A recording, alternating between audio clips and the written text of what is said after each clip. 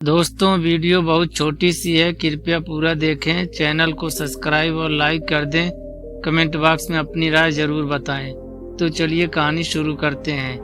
कहानी का शीर्षक है ईश्वर जो कुछ करता है अच्छे के लिए ही करता है।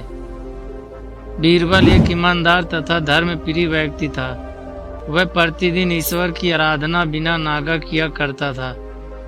इससे उसे नैतिक व मानसिक बल प्राप्त होता था। वह अक्सर कहा करता था कि ईश्वर जो कुछ भी करता है मनुष्य के भले के लिए ही करता है। कभी कभी हमें ऐसा लगता है कि ईश्वर हम पर कृपा दृष्टि नहीं रखता, लेकिन ऐसा होता नहीं। कभी कभी तो उसके वरदान को भी लोग शराब समझने की भूल कर बैठते हैं।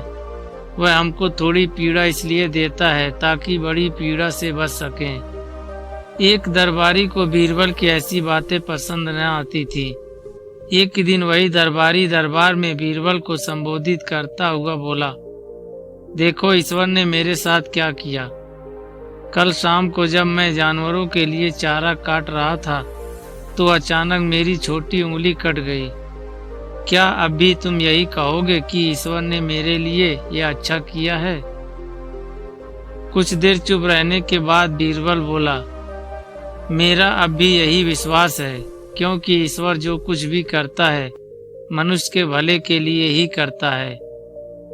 यह सुनकर वह दरबारी नाराज हो गया कि मेरी तो उंगली कट गई और बीरबल को इसमें भी अच्छाई नजर आ रही है।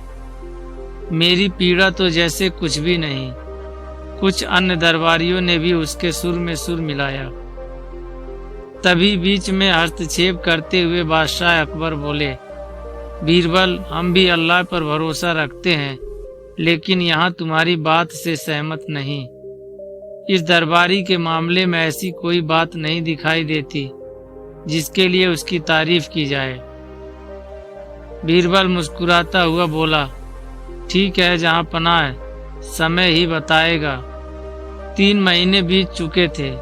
वह दरबारी जिसकी उंगली कट गई थी घने जंगल में शिकार खेलने निकला हुआ था। एक हिरन का पीछा करते हुए भटक कर आदिवासियों के हाथों में जा पड़ा। वे आदिवासी अपने देवता को प्रसन्न करने के लिए मानव बलि में विश्वास रखते थे। अतः वे उस दरबारी को पकड़कर मंदिर में ले गए बलि चढ़ाने के लिए। लेकिन जब पुजारी ने उसके शरीर का निरीक्षण किया तो हाथ की एक उंगली कम पाई। नहीं, इस आदमी की बलि नहीं दी जा सकती, मंदिर का पुजारी बोला। यदि 9 उंगलियों वाले इस आदमी को बलि चढ़ा दिया जाए तो हमारे देवता बजाय प्रसन्न होने के क्रोधित हो जाएंगे। अधूरी बलि उन्हें पसंद नहीं। हमें महामारियों, बाढ़ या सूखे का प्रकोप झेलना पड़ सकता है, इसलिए इसे छोड़ देना ही ठीक होगा। और उस दरबारी को मुक्त कर दिया गया। अगले दिन वह दरबारी दरबार में बीरबल के पास आकर रोने लगा।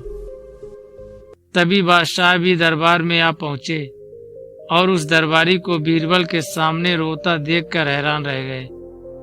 तुम्हें क्या हुआ, क्यों रो रहे हो? अकबर ने सवाल किया। जवाब में उस दरबारी ने अपनी आप बीती विस्तार से कह सुनाई। वह बोला, अब मुझे विश्वास हो गया है कि ईश्वर जो कुछ भी करता है मनुष्य के भले के लिए ही करता है। यदि मेरी उंगली न कटी होती तो निश्चित ही आदिवासी मेरी बलि चढ़ा देते।